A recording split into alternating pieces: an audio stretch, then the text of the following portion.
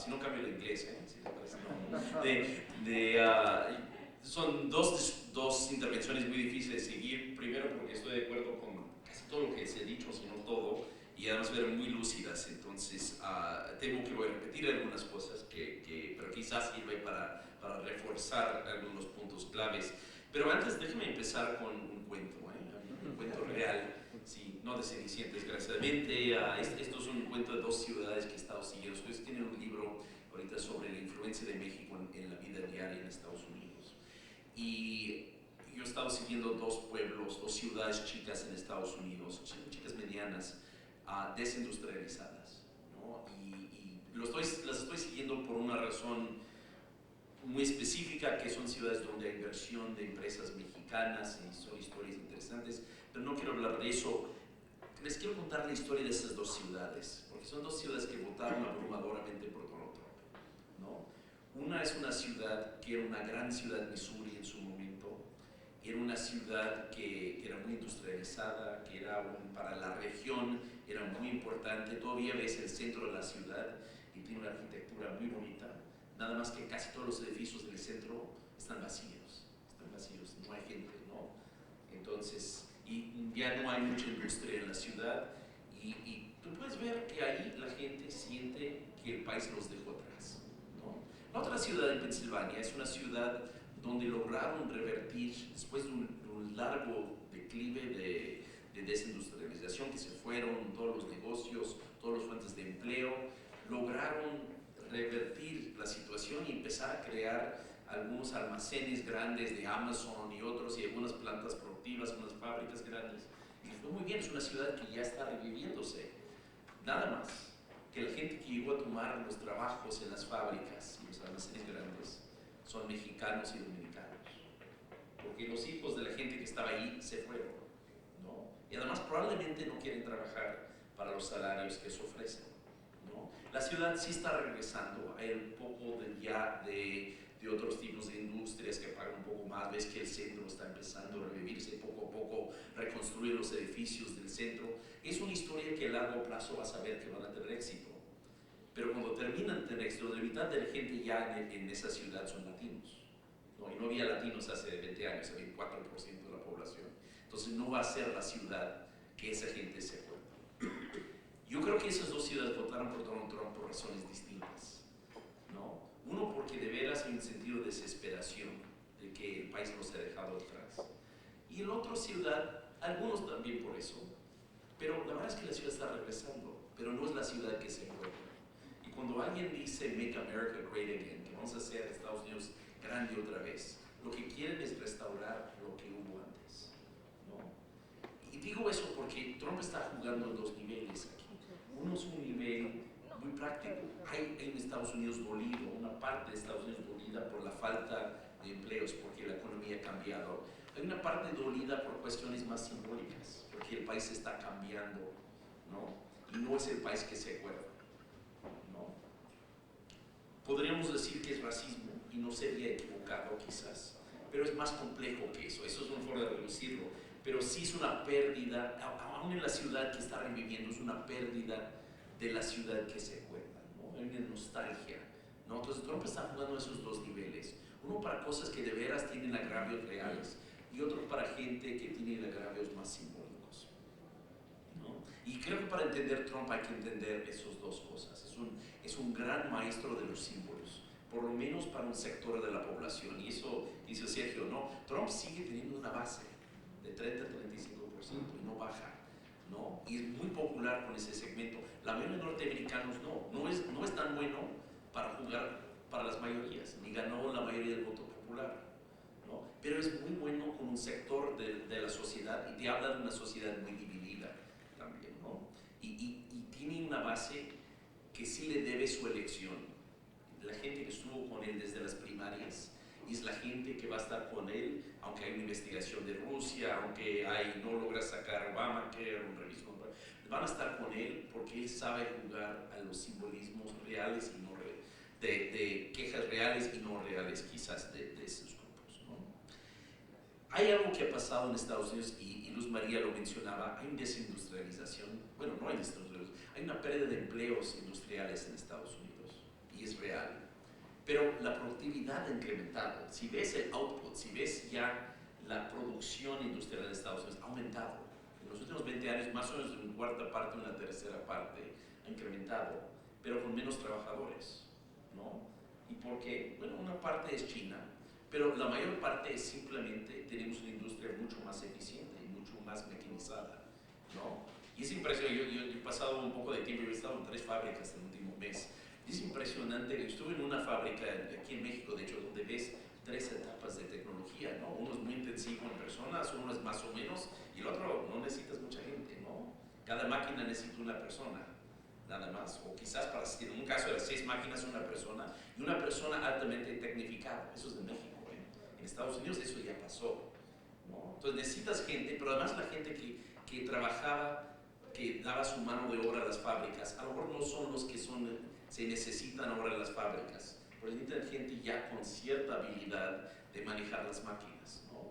De conocer, de cambiar las partes, cambiar los moldes en las máquinas, que no requiere universidad, no tienes que ser ingeniero, pero sí tienes que tener cierto conocimiento, ¿no? Eso no quiere decir que está cayendo a cachos Estados Unidos, lo que quiere decir es, si eres un trabajador bien entrenado, de cuello blanco o cuello azul, pero bien entrenado, con cierta preparación, te va a ir muy bien. Si vives cerca de una ciudad, es probable que te vaya mucho mejor.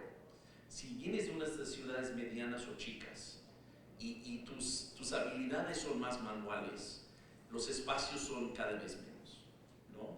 Y eso es algo que desgraciadamente no puede revertirlo ni el laboratorio ni nadie, ¿no? Es un cambio ya que realmente va a ser a largo plazo, y a lo mejor las nuevas generaciones que son cada vez más preparadas, a lo mejor sí están en mejor posición, pero tienes mucha gente dejándose atrás en esto, y es real, ¿no? Y Trump ha identificado ese problema, es un problema real, hay que reconocerlo, ¿no? Y luego sí hay un poco de problema de que trabajo se va a otros lados, pero como decía Luz María de la Mora, 45% del déficit comercial es con China. Pero Trump no habla de China. Y hay una razón muy sencilla, ¿eh? Porque el problema número uno que tiene Trump enfrente, y le he dicho una y otra vez, cada mañana, ahora sí recibe cada mañana ¿cómo se dice? Su briefing, ¿no? ¿Cómo se dice? Su briefing de inteligencia, ahora sí lo recibe, es Corea del Norte, ¿no? Y los chinos lo han dejado muy claro, que si quieren cooperación no nos peguen, ¿no? No nos avergüencen, ¿no? No nos ponen en situación difícil porque ahí sí no te podemos ayudar. No es muy claro que lo van a ayudar de todos modos, pero lo están jugando muy inteligentemente, ¿no? Entonces, ¿qué te queda? Te queda México, porque NAFTA era el primer acuerdo y se ha vuelto ya el símbolo de otras relaciones comerciales. Bueno, quiero subrayar lo que dijo Luz María y Sergio, que yo creo que es el punto más clave aquí. Lo que quiere Trump no se puede resolver con un acuerdo, con una renegociación de Tratado de Libre Comercio. Trump quiere reducir la brecha comercial que tiene Estados Unidos con México y con China y con Alemania y con el mundo, y lo quiere resolver con este instrumento que es una renegociación de Tratado de Libre Comercio, que además es muy complejo.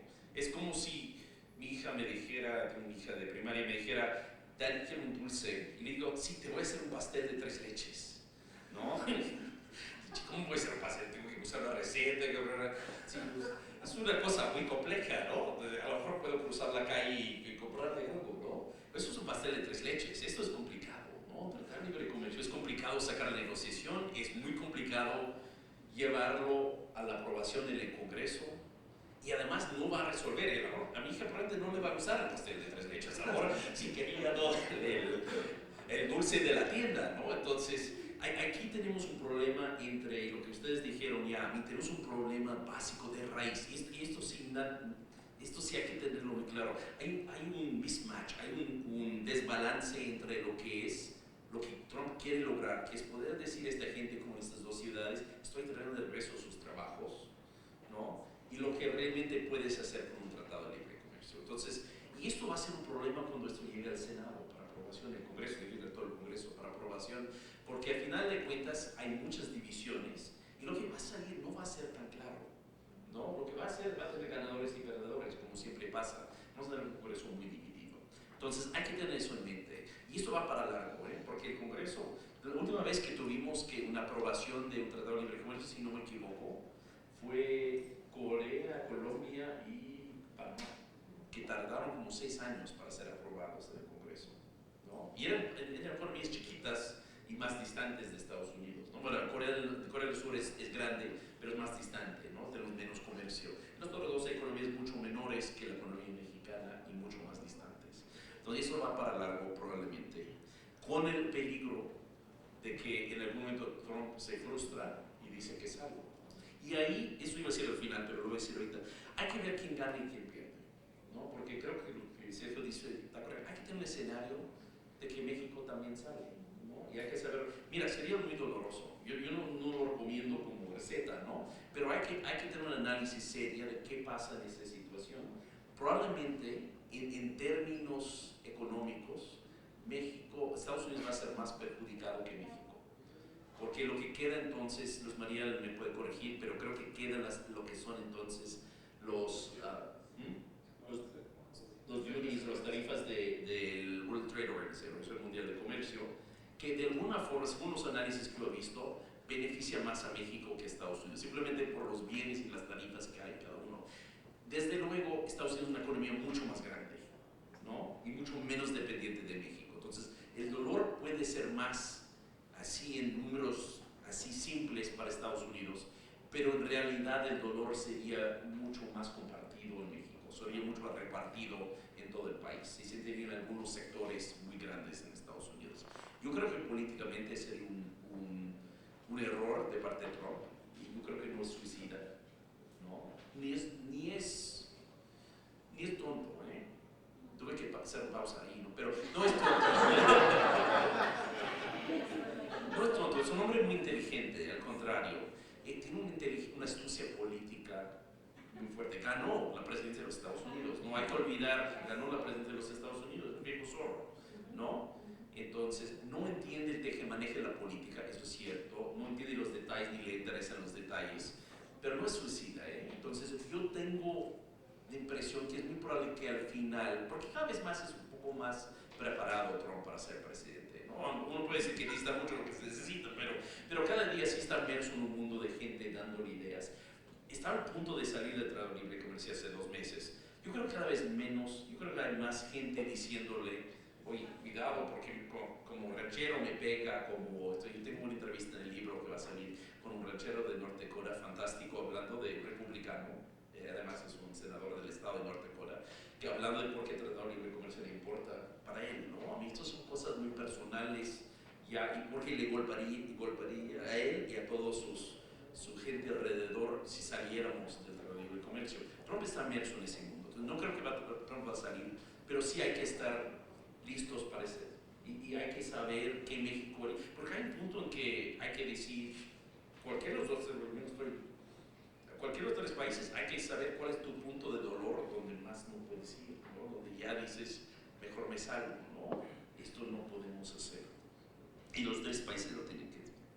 Bueno, déjenme decir muy rápidamente algunos focos de preocupación y algunas oportunidades, porque creo que sí hay oportunidades aquí. El primero, yo creo que es el vicio de origen, ¿no? Lo que ya han dicho Luz María y Sergio, es el vicio de origen, que finalmente queremos resolver una brecha comercial con un instrumento que no te resuelve eso. Y eso es un problema fundamental. Trump tiene que vender a su base dura al final que hizo algo para la brecha comercial. Es posible que se logre, y es posible que se logra por ejemplo, energía. Cada vez más México compra gas natural de Estados Unidos, ¿no? 9% creo que de las exportaciones de Estados Unidos a México, si no me equivoco, son ya energéticos. Y es un número que va incrementando porque el gas es muy barato, México lo necesita, está convirtiendo los generadores de electricidad a gas en vez de petróleo. Entonces es posible que suba, es posible que se cierre la brecha, que no tiene nada que ver con esto, pero a lo mejor Trump al final lo puede vender, ¿no?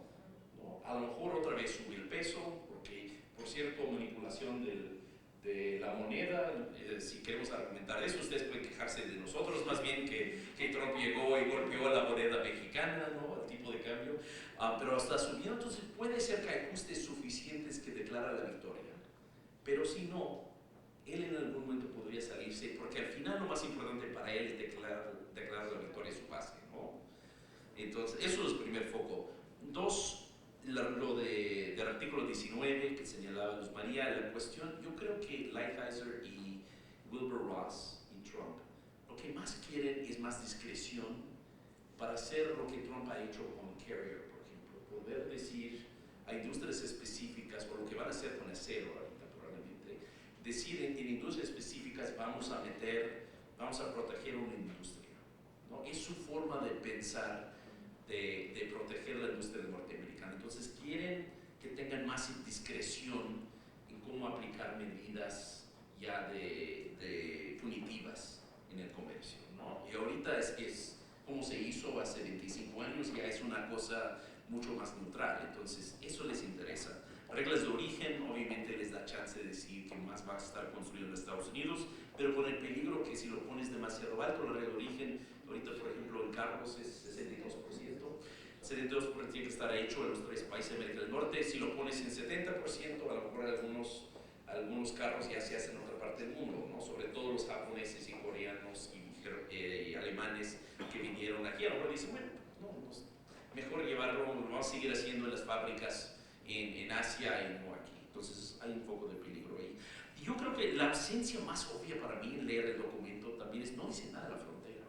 Si hay algo que se ha hecho para mejorar la integración entre los 3 países de América del Norte, ha sido hacer fluido el movimiento entre los 3 países, ¿no? Cada vez más invirtiendo en sistemas para preinspección, para distinguir entre lo que es el comercio regular y el comercio irregular o comercio ocasional, ¿no? En que puedes revisar uno y puedes tener estándares mucho más rápidos. Esto ha hecho, por ejemplo, en autopartes y automóviles, que las cosas se mueven muy rápido en la frontera. Y si no tienes eso, te vas sumando $1,000 a cada carro, más o menos, ¿no? Eso no está en ningún lado en esto. Es lo que realmente se ha hecho en cooperación que ha sido interesante. Pero aquí hay algunas oportunidades, ¿no? Uno es obviamente lo que se dijo, que hay algunas cosas como energía, como comercio electrónico, estándares en salud, cosas que no estaban o no estábamos en el momento porque no estaban en la mesa en ese momento, o no existían, o cosas como estándares comunes que ya se viene trabajando, que realmente son estorbos al comercio ahorita, ¿no? Y a veces se usan también para los 3 países para meterle el cuchillo al otro, ¿eh? Entonces, Estados Unidos lo hace mucho en cuestiones sanitarias, ¿eh? De pronto se cambia el estándar y ups, si eres una empresa mediana mexicana, si es una grande, hay que lidiar con eso, porque además tienes un mundo de abogados y expertos, pero si es una empresa pequeña o mediana, mexicana exportando a Estados Unidos, tratar de adecuarte a la nueva regla está muy difícil y muy costoso, ¿no? Entonces, no está mal, esas cosas son buenas. Yo creo que también algunos temas de derechos laborales no están de más, ¿eh? Yo creo que son temas que además para muchos mexicanos, y es quizás a veces se usan todos, en nuestros países usamos los acuerdos internacionales para lograr cosas que queremos para nuestro país. Yo creo que hay una oportunidad, ¿no? Para ustedes decidirlo, pero yo diría que ahí hay cosas que todavía siguen siendo pendientes del pasado. Quizás no es la mejor forma de hacerlo, pero aquí hay una puerta que hay que ver si quieren pasar en medio, igual con medio ambiente, ¿no? Hay oportunidades ahí, ¿no? También en cuestiones de Estado de Derecho, corrupción y transparencia y todo eso, si yo estuviera en la legislatura mexicana, yo estaría viendo alguna de esas cosas, ¿no? Porque a lo mejor hay cosas que son pendientes, y si estuviera en la sociedad civil más, ¿no? Hay cosas que son pendientes más bien de la sociedad mexicana. Eso es un arma para meterlos un poco más ya a fuerza, ¿no? Lo metes en una cuestión internacional. Entonces, no todo está mal aquí. Yo creo que también hay que ver oportunidades de cosas que son reclamos de la propia sociedad mexicana, que a lo mejor están bien, junto con los focos ahí. Yo no sé cómo, y también hay un par de temas que a lo mejor habría que meter. Migración, yo lo metería, sobre todo trabajadores temporales. Yo no sé si va a salir o no sale, pero yo lo metería, porque no hay nada que perder, ¿no? Y alguien dijo, Sergio, tú dijiste, ¿no? También falta un documento mexicano de negociación, ¿no? Eso es notorio, ¿no? Y falta ese documento de negociación, hay de los otros 2 países. Yo lo metería, no porque se lo va a lograr, pero porque es una postura real y a lo mejor se negoció aparte, pero llega ahí. Luz María decía de reconocimiento mutuo de profesiones, es un tema de hace mucho tiempo que vale la pena. Si es un ingeniero aquí, ¿por qué no puede ser un ingeniero allá o viceversa, ¿no? Hay muchas trabas que nos ponemos en una economía muy integrada, ¿no? O a lo mejor necesitas hacer un par de cosas, pero hay formas de cómo actualizar. Si vamos a hacer una economía integrada, bueno, pensemos en algunos de estos temas extras. Yo metería obviamente los temas de la frontera, porque los temas de la frontera, simplemente cómo actualizamos, cómo vamos a la preinspección, cómo vamos a agilizar el comercio. Y por cierto, no sé cuántos saben esto. ¿Cuántos saben del aeropuerto de Laredo, Texas? Cuando digo aeropuerto de Laredo, Texas, ¿les suena a alguien qué interesante está pasando ahí? La aduana mexicana está en el aeropuerto de Laredo, Texas. La aduana mexicana opera en el aeropuerto de Laredo, Texas. ¿Ok? Eso está a 7-8 kilómetros de la frontera. Medí el otro día. Depende, por la carretera creo que son 8 punto algo. ¿Ok? Si fuéramos pájaros y un aduanero por ala sería un poco más cerca, 7-8 kilómetros. Hay aduana mexicana en Estados Unidos, inspeccionando autopartes, partes de máquinas que se suben a aviones y que van sobre todo al Bajío, a las fábricas de autopartes, fábricas mexicanas y norteamericanas y canadienses y asiáticas también, japonesas y otras, pero se inspeccionan en Estados Unidos, se suman y cuando llegan a México ya están inspeccionadas. ¿Ok? En Tijuana, en Otay, ¿alguien conoce Tijuana? ¿Alguien conoce la Garita de Otay?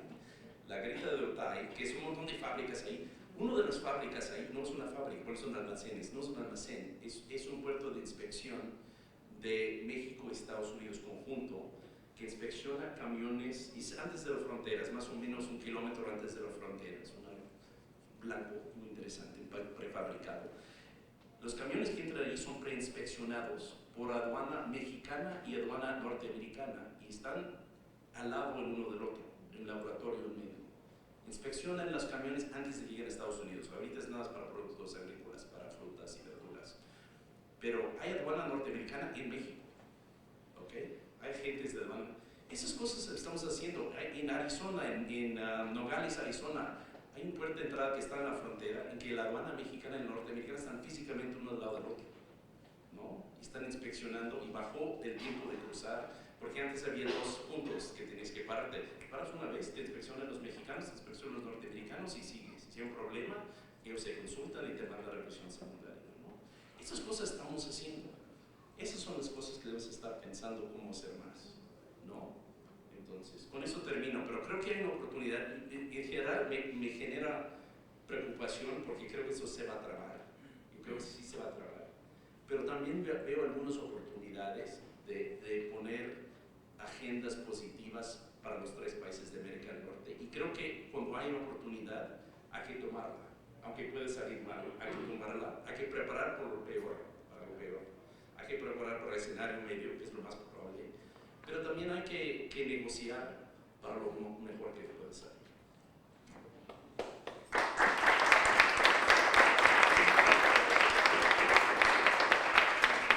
Pues muchas gracias, André. Y ahora pasamos a la sección de preguntas